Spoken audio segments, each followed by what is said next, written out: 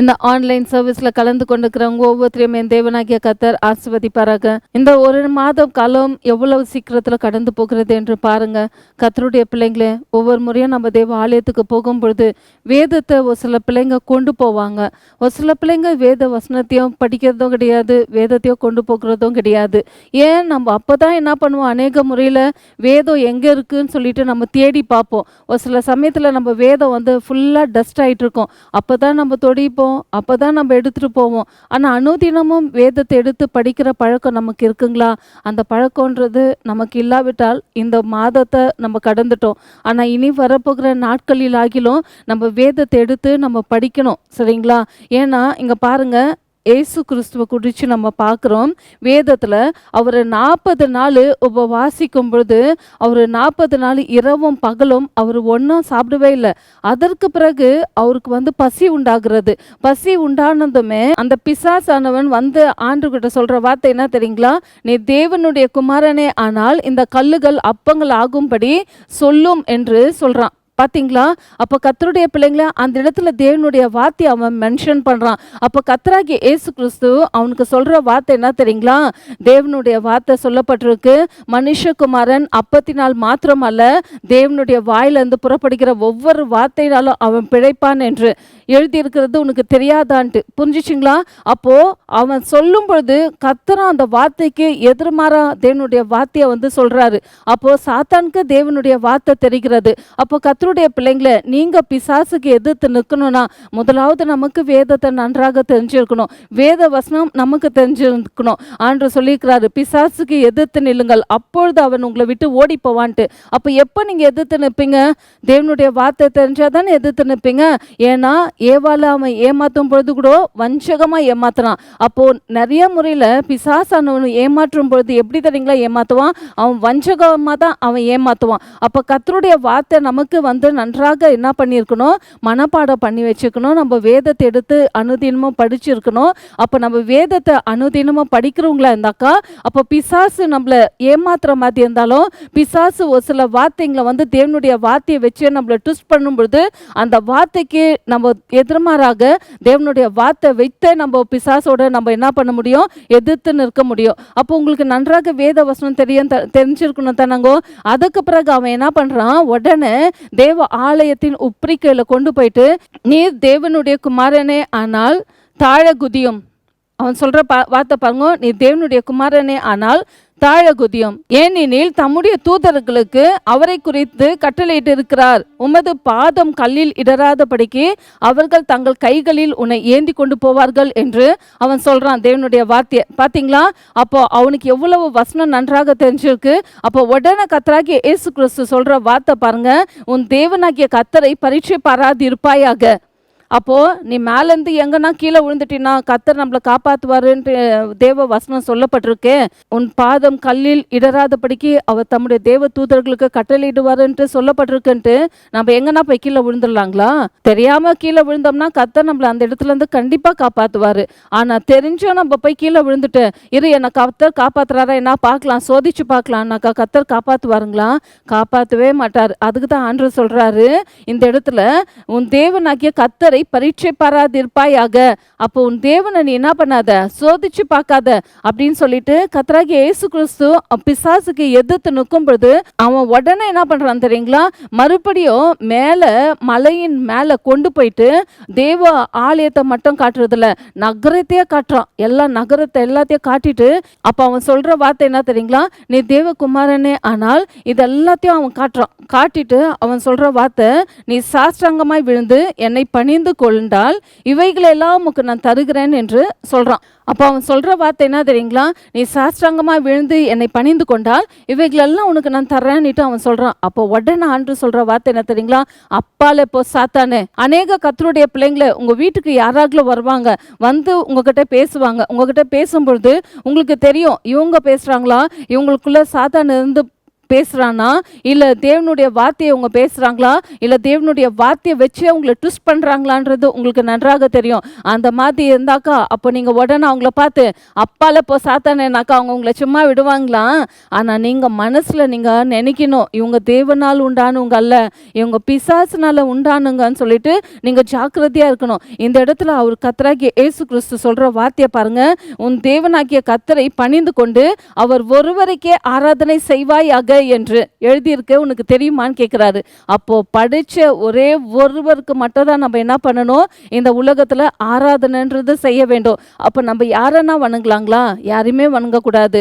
அப்ப நம்மள படைத்த ஆண்டவர், அண்ட சராசரத்தையும் படைத்த ஆண்டவர் ஒருவருக்கு முன்னாடி, அவருக்கு முன்னாடி தான் நம்ம முழங்கால் படிடணும். அவரை தான் வணங்கி அவரை ஒண்டி தான் நம்ம ஆராதிக்க வேண்டும். தேவனுடைய வார்த்தை சொல்லுகிறது, கால்கள் யாவும் முடங்கும், நாவுகள் யாவும் கர்த்தரே தேவன் என்று அறிக்கை பண்ணும் என்று.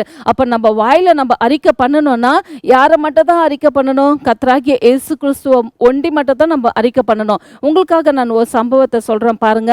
ஜான் வெஸ்லின்ற ஒரு கர்த்தருடைய பிள்ளை இருந்தாங்க. அந்த ஜான் வெஸ்லி வந்துட்டு ஒரு நல்ல தேவனுக்கு பயந்த ஒரு ஊழியக்காரருடைய மகன். அவர் இங்கிலாண்டை சேர்ந்தவர். அவங்க தாய் வந்து நல்ல தேவனுக்கு பயந்த ஒரு தாய். அந்த தாயும் அந்த தகப்பனும் பண்ண காரியம் என்ன தெரியுங்களா? அவங்க பிள்ளைக்கு நல்ல தேவனுடைய வார்த்தையை ப்ராக்டிஸ் பண்ண வச்சாங்களாம். நல்லா அந்த வார்த்தைகளை வந்து மனப்பாடம் பண்ண வச்சாங்களாம். அனுதினமும் எழுந்திருந்தும் அவங்க என்ன பண்ணுவாங்களாம், ஜெபிச்சுட்டு தேவனுடைய வார்த்தையை வந்து படிக்க ஆரம்பிச்சாங்களாம். ஒரு நாளைக்கு எத்தனை அவர் படிச்சிருப்பாங்க நீங்கள் யோசிக்கிறீங்க? நினைச்சு கூட பார்த்துக்க முடியாதுங்க. 2லேருந்து 4 மணி நேரம் அவர் வேதத்தை எடுத்து படிப்பாருங்களாம். படிச்சுட்டு வேதத்தை படிக்கிறது மட்டும் இல்லை, அதன்படி அவர் வந்து வாழ ஆரம்பிச்சாராம். அதை அனுதினமும் மனப்பாடம் பண்ண ஆரம்பிச்சாருங்களாம். அதுக்கு பிறகு அவர் அதை தியானம் பண்ண ஆரம்பிச்சாராம். அது என்ன சொல்லப்பட்டிருக்கு, தேவனுடைய வார்த்தை என்ன சொல்லப்பட்டிருக்கு, அதன்படி அவர் வாழ ஆரம்பிச்சாருங்களாம். கர்த்தருடைய பிள்ளைங்களே, அநேக முறை நம்ம வேதத்தை எடுத்துட்டு இப்படி இப்படின்னு படிப்போம், படிச்சுட்டு அந்த இடத்த விட்டு கடந்து போயிடுவோம். இல்லைன்னா இன்னைக்கு ஆண்டவரே நீங்கள் என் கூட என்னப்பா பேச போகிறீங்க, என்ன வாக்கு தத்துவத்தை கொடுக்க போகிறீங்கன்ட்டு அந்த வாக்கு தத்துவம் இருக்கும் பார்த்தீங்களா, கேலண்டரில் அனுதினமும் ஒவ்வொரு வசனம் இருக்கும். அந்த வசனத்தை போய் கடன் படிச்சுட்டு நம்ம என்ன பண்ணிடுவோம், அந்த இடத்த விட்டுட்டு கடந்து போயிடுவோம். ஆனால் இவர் அப்படி பண்ண கிடையாதுங்க. 4 மணி நேரம், 2லேருந்து 4 மணி நேரம் வேதத்தை எடுத்து வாசித்து அதன்படி வாழறது ரொம்ப கஷ்டம். புரிஞ்சிச்சிங்களா? தியானமும் பண்ணாருங்களாம். தேவனுடைய வார்த்தை என்ன சொல்தோ அந்த வார்த்தையை அப்படியே அவர் இருதயத்தில் விசுவாசிச்சாங்களாம். அப்படியே அந்த வார்த்தைக்கு அவர் கீழ்ப்படிஞ்சாங்களாம். அந்த வார்த்தையின்படி அவர் வாழவும் ஆரம்பிச்சாருங்களாம். வாழ ஆரம்பிச்சது மட்டும் இல்லை, அநேக ஜனங்களுக்கு தேவனுடைய வார்த்தையை எடுத்து போதிச்சாருங்களாம். அநேக இங்கிலாண்டில் இருக்கிறதான குடிக்காரங்களுக்கு தேவனுடைய வார்த்தையும், சிறைசாலையில் இருக்கிறவங்களுக்கு தேவனுடைய வார்த்தையை போதிச்சாராம். அநேக ஜனங்க மனம் திரும்பினாங்களாம். அநேக ஜனங்களை அந்த சொசைட்டியில், அந்த சமுதாயத்தில் ஒரு பெரிய மாற்றத்தை கர்த்தர் கொண்டு வந்தாராம் இவர் மூலியமா. அப்போ கர்த்தருடைய பிள்ளைங்களே, நீங்கள் வேதத்தை வாசிக்கிறவங்களா இருக்கிறீங்களா? அதன்படி தியானிக்கிறவங்களா இருக்கிறீங்களா? அதன்படி வாழ்கிறவங்களா இருக்கிறீங்களா? தேவனுடைய வார்த்தை சொல்லும் பொழுது அந்த வார்த்தையை நீங்கள் அப்படியே விசுவாசிக்கிறவங்களா இருக்கிறீங்களா? வாழ்க்கையில் அப்படியே ஆண்டவரே உம்முடைய வார்த்தையின்படி நான் ஒவ்வொரு நாளும் வாழணும்னு ஆண்டவர்கிட்ட கேட்குறீங்களா? அப்படியெல்லாம் இல்லைனாக்கா இந்த நாள்லேருந்து கேட்க ஆரம்பிங்க.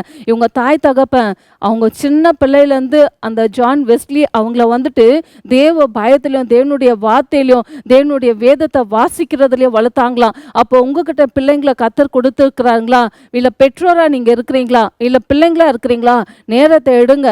ஒவ்வொரு நாளும் நேரத்தை எடுங்க. எடுத்து தேவனுடைய வார்த்தையை படிங்க.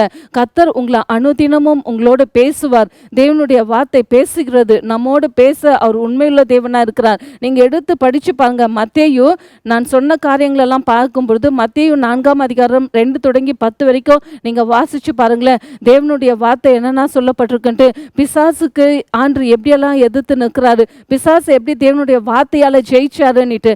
அப்போ வேதத்தில் இருக்கிற வார்த்தைகளை நம்ம படிக்கும் பொழுது தான் இந்த உலகத்தில் நம்மளுக்கு பிரச்சனைகளும் போராட்டங்களும் கஷ்டங்களும் வேதனைகளும் கண்ணீர்களும் அவமானங்களும் வரும்பொழுது நம்ம தேவனுடைய வார்த்தையால் தான் நம்மளால ஜெயிக்க முடியும். அப்போ தேவ வார்த்தை எவ்வளோ முக்கியம் பார்த்தீங்களா? ஆண்டுடைய வார்த்தை சொல்லுகிறது, உம்முடைய வார்த்தைகள் என் கால்களுக்கு தீபமும் என் பாதைக்கு வெளிச்சமாக இருக்கிறது என்று. அப்போ கர்த்தருடைய வார்த்தை நம்மளுக்கு தீபம் போல வெளிச்சம் போல இருக்கு. அப்போ அந்த வார்த்தையை நம்ம ஒவ்வொரு நாளும் எடுத்து வாசிக்கணுமா இல்லைங்களா? அப்போ நீங்கள் அனுதினமும் தேவனுடைய வார்த்தையை வாசிக்கும் பொழுது தேவனுடைய வார்த்தை உங்களை ஆசீர்வதிக்க உண்மையுள்ள தேவனாய் இருக்கிறது. அது மட்டும் இல்லை, தேவனுடைய வார்த்தை உங்களோடு பேச உண்மையுள்ள தேவனாய் இருக்கிறார். பாருங்க, அநேக முறையில் என்னோட ஃப்ரெண்ட்ஸ் பேசல, அவங்க அப்பா அம்மா பேசல, ரிலேட்டிவ் பேசலன்னு சொல்லிட்டு கோச்சின்னு இருக்கிறீங்க அப்படின்னு சொல்லி நீங்கள் துக்கப்பட்டுட்டு இருப்பீங்க. என்னைக்காகல நான் தேவனுடைய வார்த்தை எடுத்து படிக்கல, தேவன் என்னோட பேசுறதுக்கு நான் இடம் கொடுக்கல அப்படின்னு சொல்லி என்னைக்குனா ஒரு நாள் நான் துக்கப்பட்டிருக்கிறீங்களா? இந்த வேலையில் அந்த காரியத்துக்காக நீங்கள் துக்கப்படுங்க. ஆண்டவரே, நான் எவ்வளோ என் நேரத்தை வீணாக்கிட்டு இருக்கிறேன்ப்பா, ஒவ்வொரு நாளும் உங்களுடைய வேதத்தை இனிமேலாகில நான் வாசிக்கிறேன், எனக்கு நீங்கள் உதவி செய்யுங்க, அதை புரிஞ்சுக்கொள்ள எனக்கு உதவி செய்யுங்கன்னு சொல்லிட்டு நீங்கள் ஆண்டுகிட்ட ஜெபம் பண்ணிட்டு படிங்க. கர்த்தர் உண்மையாக உங்களுக்கு உதவி செய்வார். இந்த வேளையில் கண்களை மூடி நம்ம ஜெபிக்கலாங்களா? எங்களை அதிகமாக நேசிக்கிற எங்கள் ஜீவனுள்ள தகப்பனே, உமக்கு நாங்கள் நன்றி செலுத்துகிறோம். அப்பா கர்த்தாவே, நாட்கள் பார்க்கும் பொழுது எவ்வளவு காலங்கள் சீக்கிரமாக கடந்து போய் கொண்டிருக்கிறது. எங்கள் நேரங்களையும் காலங்களையும் சமயங்களையும் நாங்கள் அப்பா வீணாக்கி கொண்டு இருக்கிறோம். வேதத்தை எடுத்து அப்பா நாங்கள் தனிப்பட்ட விதத்தில் வாசிக்கிறதும் இல்லை அப்பா, வேதத்தை சபைக்கு கொண்டு போகிற பழக்கமும் இல்லை அப்பா. அப்போ தான் நாங்கள் தேடுகிறது. அந்த மாதிரி காரியங்களெல்லாம் இனிமேல் இல்லாதபடிக்கு கர்த்தருடைய பிள்ளைங்க பெற்றோங்க அப்பா தன் பிள்ளைங்களை தேவ பயத்திலையும் பக்திலையும் வளர்க்க கத்த கிருபை செய்யுங்க. ஒவ்வொரு பெற்றோர்களுக்கு அப்பா நீங்கள் பிள்ளைங்களை கொடுத்துக்கிறீங்க. ஒரு பக்தி உள்ள ஒரு சந்ததி எழும்ப இனிமேல் ஆகிலும் என் தேவனாக்கிய கத்த நீங்கள் உதவி செய்யுங்க அப்பா. எப்படி தகப்பன ஜான் வெஸ்லியுடைய தாய் தகப்பனுங்கோ தேவனுக்கு பயந்த ஒரு குடும்பமாக இருந்தாங்களே ராஜா அப்பா, தன் பிள்ளைய தேவ பயத்திலையும் பக்திலையும் வளர்க்கணும்னு சொல்லிட்டு அவங்கள வளர்த்தாங்களே, அதே போல் அப்பா ஒவ்வொரு பெற்றோங்களும் தன் பிள்ளைங்களை வளர்க்க என் தேவனாக்கிய கத்த நீங்கள் உதவி செய்யும்படியான்னு ஜெபிக்கிறோம். அது மட்டும் இல்லாதபடிக்கு வளர்க்குறது மட்டும் இல்லை ரஞ்சா அப்பா, அதன்படி ஒவ்வொரு கத்தருடைய பிள்ளைங்களும் வாழத்தக்கதாக என் தேவனாக்கிய கத்த நீங்கள் உதவி செய்யுங்க அப்பா. நீங்கள் சொல்லியிருக்கீங்களே, நீங்கள் பூமிக்கு உப்பாக இருக்கிறீர்கள் என்று, உப்பானது சாரமற்று போனால் எதினால உபயோகமாக்கப்படும் என்று அப்பா. இந்த பூமியில் வாழும் பொழுது ராஜா நாங்கள் 4 ஜனங்களுக்கு அப்பா எங்களை பார்க்கும் பொழுது அப்பா இவங்க கத்தருடைய பிள்ளைங்கன்னு சொல்லிட்டு அப்பா அப்படியா வாழ என் தேவனாக்கிய கத்த நீங்கள் உதவி செய்யுங்க. ஒவ்வொரு பிள்ளைகளும் அப்படியா சாட்சியுள்ள ஒரு வாழ்க்கை வாழ கத்த கிருபை செய்யுங்க. வேதத்தின் அடிப்படையில் வாழ என் தேவனாக்கிய கத்த நீங்கள் உதவி செய்யுங்க. இயேசுவின் நாமத்தில் நாங்கள் ஜெபிக்கிறோம் எங்கள் நல்ல பிதாவே, ஆமேன். ஒவ்வொரு வெள்ளிக்கிழமையும் இரவு 7 மணிக்கு சந்தியா ஜெயராஜ் என்ற யூடியூபின் வாயிலாக கர்த்தருடைய வார்த்தை வரும். தொடர்ச்சியாக பார்த்து தேவனுடைய ஆசீர்வாதங்களை பெற்றுக்கொள்ளுங்கள். கர்த்தர் உங்களையும் உங்கள் குடும்பங்களையும் ஆசீர்வதிப்பாராக.